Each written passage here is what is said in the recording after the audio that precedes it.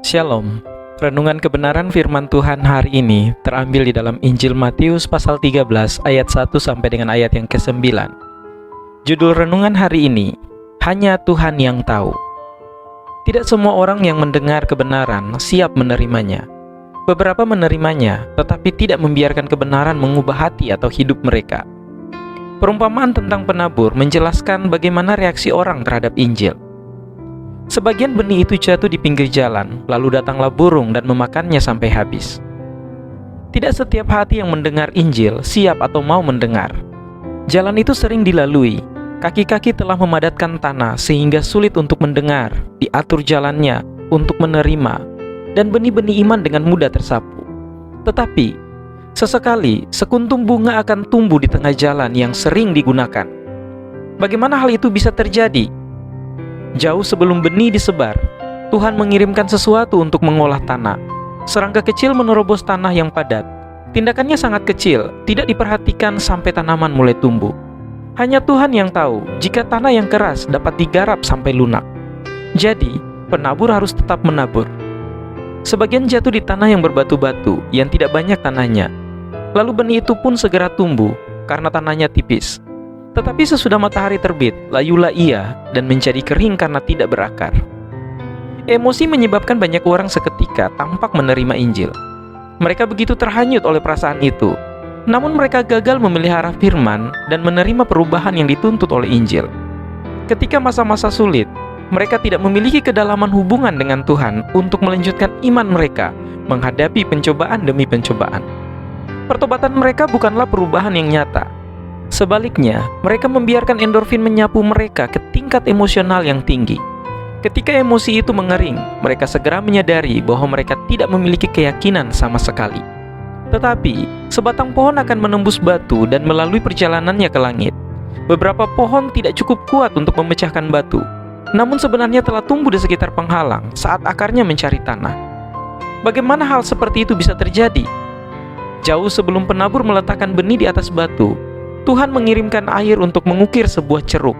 Kemudian dia mengirimkan angin sepoi-sepoi untuk mengisi celah itu dengan sedikit tanah. Tanah itu tidak banyak, tetapi Tuhan tahu itu sudah cukup. Hanya Tuhan yang tahu apakah batu yang tidak dapat dilewati itu akan pecah atau menampung cukup tanah untuk benih tumbuh. Jadi, penabur harus tetap menabur.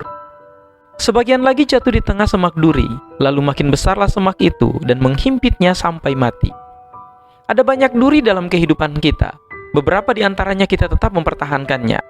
Diri kita dikelilingi dengan orang-orang yang membenci firman, namun kita membiarkan diri kita terbuka untuk dipengaruhi secara negatif oleh mereka. Pencobaan mereka mencekik iman kita di hati kita dan membuat kita tersesat. Terkadang duri kekhawatiran dan kepedulian akan hal duniawi mencekik iman kita yang rapuh. Tetapi, duri dengan hati-hati dapat dicabut dari tanah. Saudara dan saudari Kristen kita ditempatkan di dalam kehidupan kita untuk membantu kita menyiangi taman tempat kita tumbuh.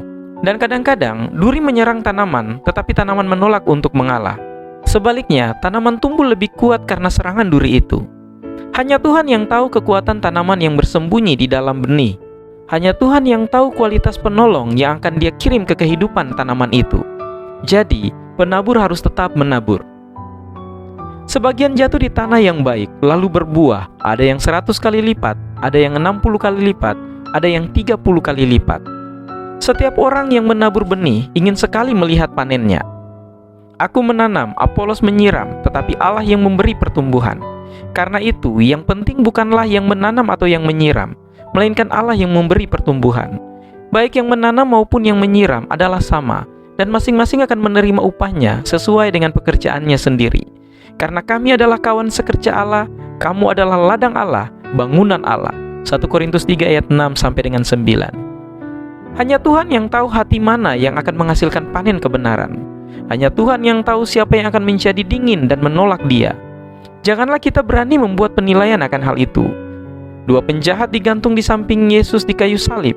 Pertama, seorang yang bersalah dihukum mati, menerima Kristus dan diberi upah dengan perkataan, "Aku berkata kepadamu, sesungguhnya hari ini juga engkau akan bersama-sama dengan aku di dalam Firdaus."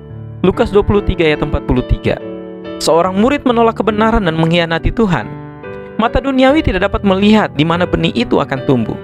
Marilah kita mempercayai Tuhan dan menabur benih iman kemanapun kita diutus.